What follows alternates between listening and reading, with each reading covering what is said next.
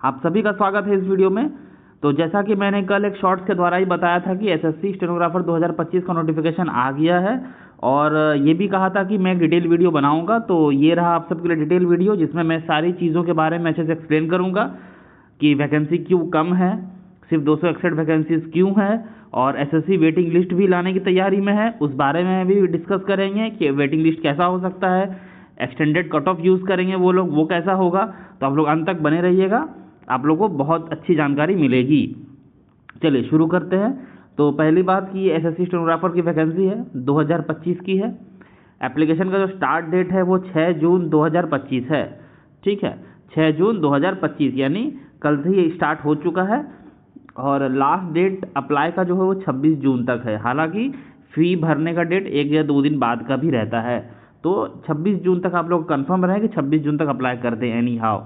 But मैं ये सलाह दूंगा कि वेल बिफोर करना, वरना बहुत लेट हो सकता है, क्योंकि लास्ट में वेबसाइट बहुत स्लो हो जाता है, लैग करता है एसएससी का वेबसाइट। ठीक है, आगे देखो, इसमें जो क्रूशियल डेट है कास्ट सर्टिफिकेट बनवाने का, जो आपके पास कास्ट सर्टिफिकेट होनी चाहिए वो 26 जून के पहले पहले का होना चाहिए। इससे लेट का होने के बाद वो लोग डीवी में आप लोगों को दिक्कत करेंगे, हो सकता है आपका कैंडिडेचर भी रद्द कर दिया जाए। तो 26 जून के पहले का भाई ईडब्ल्यूएस ओबीसी एससी एसटी वाले बना के रखना। यूआर को तो कुछ करना ही नहीं है, ये कास्ट वाले बना के रखना। ठीक है, आगे देखते हैं। आगे है तुम्हारा एजुकेशन क्वालिफिकेशन। एजुकेशन क्वालिफिकेशन क्या चाहिए भाई? तो हायर सेकेंडरी चाहिए या इक्विवेलेंट। इसके इक्विवेलेंट भी बहुत सारे जो डिप्लोमा किए रहते हैं, पॉलिटेक्निक डिप्लोमा रहता है, वो सब भी एलिजिबल है, तो हायर सेकेंडरी चाहिए। ठीक है, क्रूशियल डेट एज और एजुकेशनल क्वालिफिकेशन 1 अगस्त 2025 है। 1 अगस्त 2025 किसके लिए है? एज के लिए भी है और एजुकेशनल क्वालिफिकेशन के लिए भी है। यानी 1 अगस्त 2025 से पहले आपका फाइनल रिजल्ट हायर सेकेंडरी का 10+2 का आ जाना चाहिए। उससे लेट होगा तो आप एलिजिबल नहीं हैं। अभी आप फॉर्म भर भी देते हैं, सिलेक्शन हो भी जाएगा, तो भी वाइल्ड डीवी आपको बाहर कर दिया जाएगा। समझ गए? फिर आगे चलते हैं। इसमें देखिए यहाँ पे क्या है, वैकेंसीज भाई इस बार 261 वैकेंसीज है। क्यों है मैं जस्ट डिस्कस करूँगा, बस 2 मिनट आप लोग वेट कीजिए। इसके बाद आते हैं हम लोग टायर 1 सीबीटी डेट्स में। ये जो है 6 अगस्त से 11 अगस्त के बीच एग्ज़ाम हो सकता है। स्किल टेस्ट का भी कोई डेट आई नहीं है। एप्लीकेशन फ़ी जो है वो 100 रुपये है मेल के लिए, चाहे वो यूआर हो, ओबीसी हो और ईडब्ल्यूएस हो। SC ST male and female दोनों इसमें एप्लीकेशन फ़ी नहीं लगेगा। यूआर ओबीसी और ईडब्ल्यूएस को सिर्फ मेल को 100 रुपये देना पड़ेगा, इसमें भी फीमेल को कुछ भी नहीं लगेगा। ठीक, आते हैं अब वैकेंसीज पे।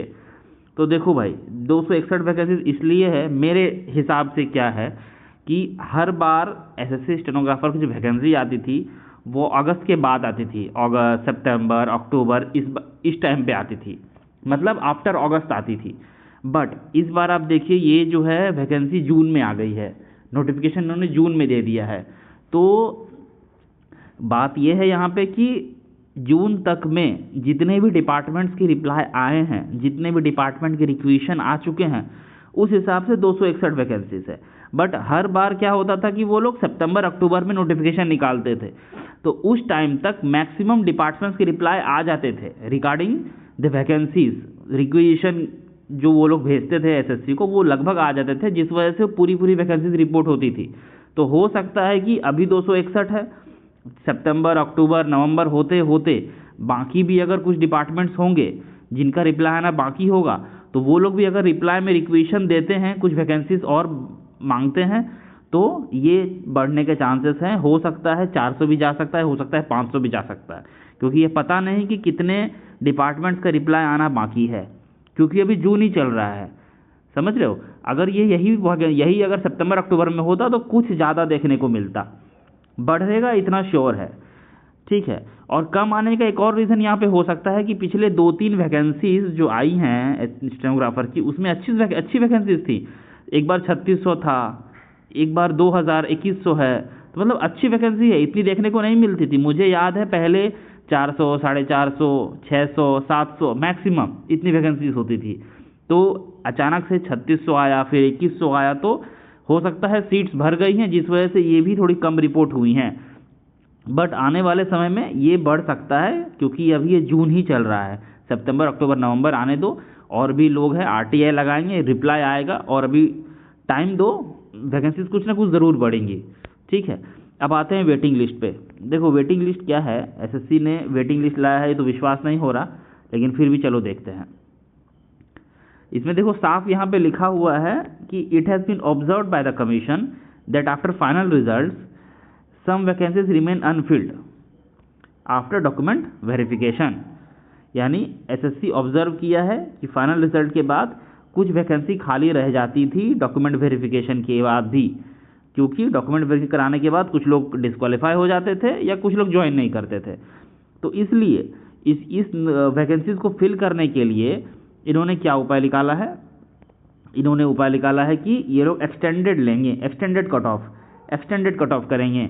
इसका मतलब जब डिपार्टमेंट रिप्लाई देगा कि हमारे पास 10 वैकेंसीज अनफिल्ड रह गई, फॉर एग्जांपल 10 वैकेंसीज अनफिल्ड रह गई, तो SSC कट ऑफ को थोड़ा कम करेगा। फॉर एग्जांपल पहले कट ऑफ 140 था, किसी पोस्ट के लिए 140 था, अब अगर 10 वैकेंसीज उसे और चाहिए, क्योंकि 10 वैकेंसीज अनफिल्ड रह गई, लोगों ने ज्वाइन नहीं किया या कुछ डिस्क्वालीफाई हो गए, तो 10 वैकेंसीज अनफिल्ड रह गई, तो वो 10 बच्चों को फिर लेंगे।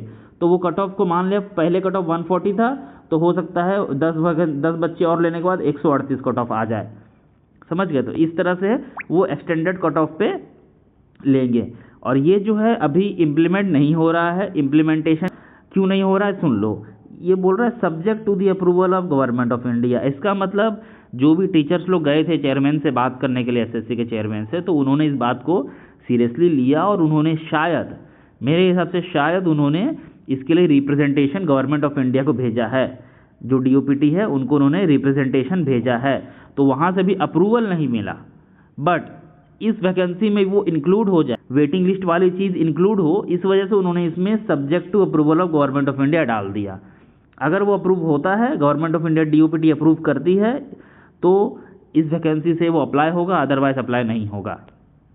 ठीक है, तो आप लोग समझ गए कैसे वेटिंग लिस्ट काम करेगा। हाँ, ग्रुप C के लिए अलग निकलेगा, ग्रुप D के लिए अलग वेटिंग लिस्ट निकलेगा।